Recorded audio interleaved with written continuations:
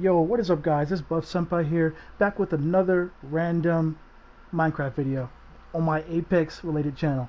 But anyway, let's get into it. I just wanted to explain pretty much how my build works. So I'm going to break it up into 3 parts. So pretty much I'm going to explain pretty much how we used to do it in the past, how people used to make no-block songs in the past, and why I don't like to do it. So normally you would make no-block songs that go like this, and I like to call this a redstone snake. It has repeaters on it, and the repeaters go in one direction. Then you can put redstone here in order to trigger the blocks above, so that way you have 4 different spaces that you can play notes per every beat or every subdivision, and then you just hit play. Then you follow it. As you can see, it moves kind of quickly depending on the speed of the repeaters, and it's just not enjoyable. It's not really fun to listen to, especially if you're on survival. You can't chase it that fast. You can put a minecart, but then a minecart makes a lot of noise, and you have to run and chase it. It's annoying. So you may have seen me build something like this, which I like to call a Minecraft jukebox, which is basically what I wanted to do but for a long time, but without using commands or without using external programs, and I did it. But it's complicated. But anyway, I'm gonna play it for you and show you how it works.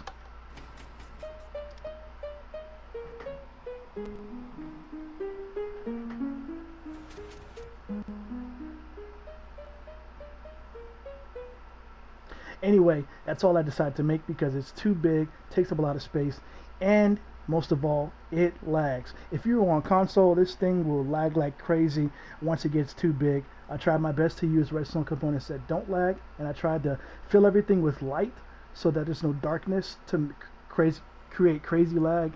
But in the end, when this thing gets too large and the song gets too big, it will lag. Your computer or your console will not be able to handle it. So I just went back to the basics, but I decided to refine the basics, and this is what I came up with. Alright, now let's talk about how to actually make this song. First, you want to listen to the song, of course, and then you want to get your structure down. When you get your structure down, you'll notice things like, for this song, the sounds like what we call a pickup measure in music.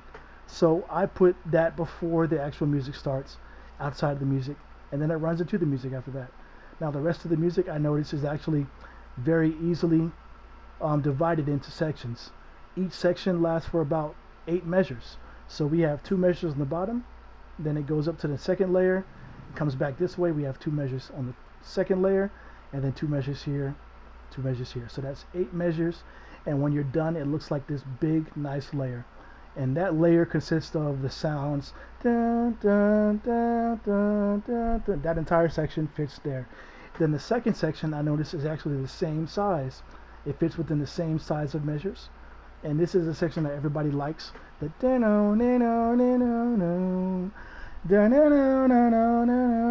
that part. So that all fits within 8 measures too. And as you guessed it, the last measure fits within 8 beats. I mean 8 measures. So it's the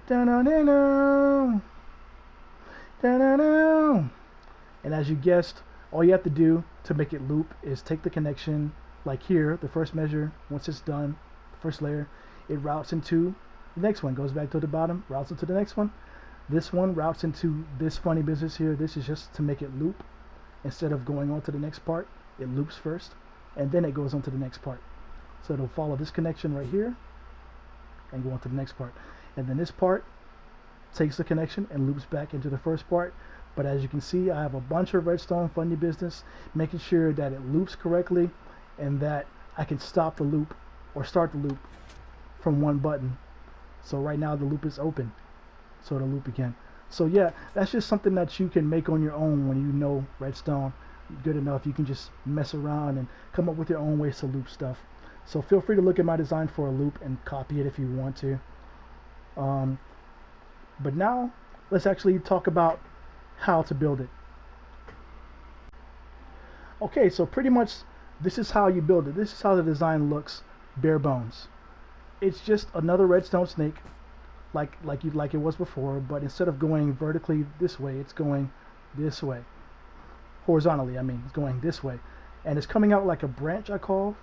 So it's a branch, and this is the tree. So this is the main line called the tree, and these are the branches. And on the branches you have your beats. You can label the beats using colored wool. I like to use dark colored wool to represent a measure. So this is measure 1, and then we have gray wool to represent the beats within the measure. So we have measure 1, which counts as beat 1, and we have beat 2, beat 3, beat 4. And then within these beats you can put however many subdivisions as you like, and I chose to put them in white. So we have 4 subdivisions, because you got to count this beat too. So we have 1 E and 2 E and this is the subdivision layout you would use for 16th notes.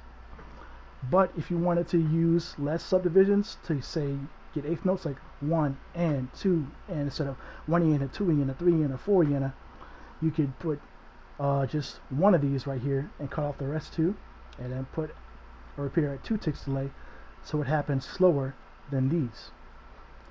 And when you use some more subdivisions, you're gonna need more delay between this beat and this beat.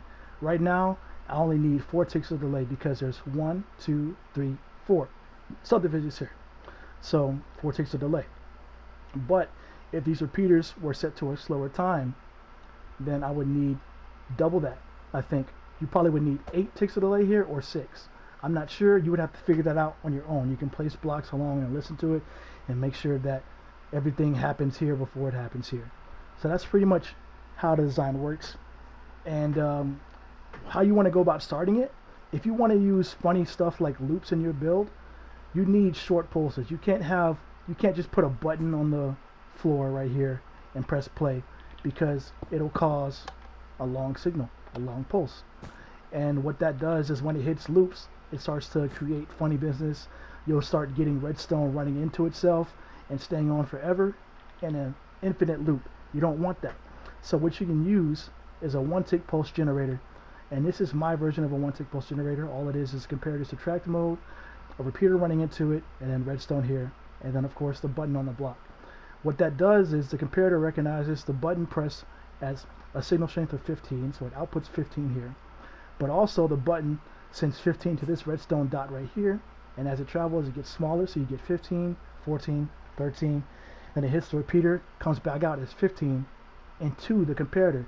The comparator is in subtract mode, so it takes that and subtracts 15 for 15, giving you 0, but not after 1 tick of delay has hit. So therefore you get a 1-tick pulse generator, like so.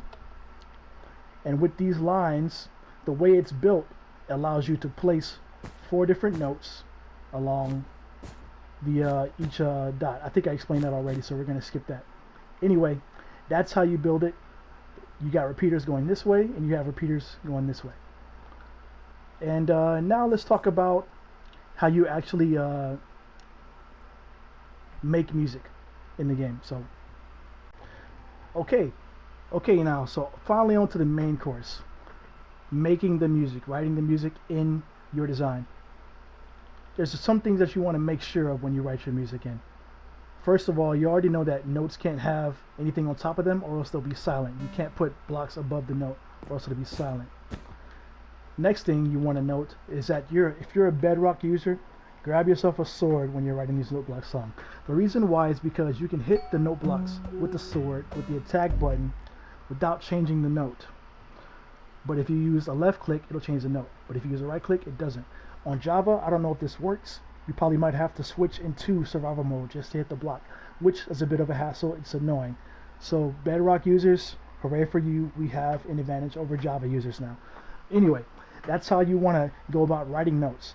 Now the last thing you want to note is that, say you're writing a song in a certain key, and the note, the instrument you chose, the instrument is dictated by the notes you laid out. You should have your notes laid out, by the way. Lay all your notes that you want to use in your song out before writing it. If the instrument doesn't go as high as you would like it, or as low as you would like it, because each note block only has 2 octave range in it, and they all start at different pitches, well, use a note block sound that sounds similar to the other one you were trying to use, and just play that instead. So here's an example of that actually working. We have this part going, so we,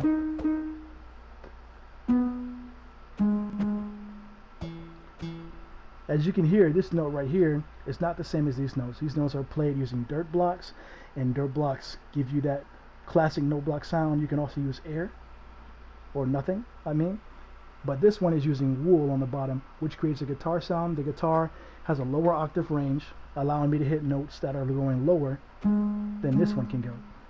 And in contrast, it sounds pretty much the same. You don't even notice the difference when playing the music. It's not annoyingly different.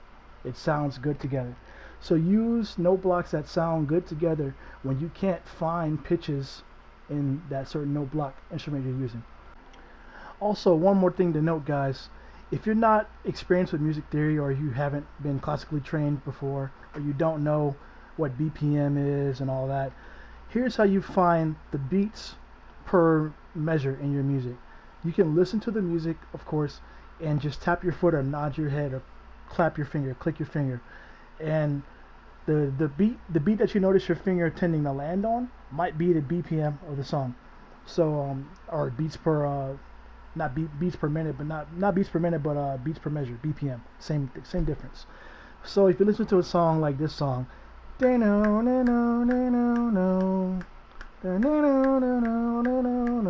you can hear me clacking my finger, snapping my finger, then that might be the beat that most people would tap their foot or nod their head on. Or you might go, but most people, since the song sounds fast, they'll be like, they'll be moving their head or their foot that fast. So when you snap your fingers or nod your head to a song, that typically might be where the beat is. Even if it's not the exact placement of the beat, you can still use that as a reference point to make your song. It does not matter what time signature this is in, as long as it sounds good. So yeah, you can make a song that's in 4/4 be in 8/4 or 4/4/8 or 8/8 or 16/16, whatever you want to do. As long as it makes sense in your mind, it works. That's the thing about music. It just has to make sense to you. And that is pretty much it, you guys. I really hope you guys enjoyed this tutorial, and I hope you have fun making your own note block songs. Feel free when you finish them to link me, let me know, and let me hear it, because I love to enjoy these creations too, so I want to enjoy it with you. And guys, that's been my time. Thank you for watching. Don't forget to like and subscribe, and let me know what you want to see next. Peace.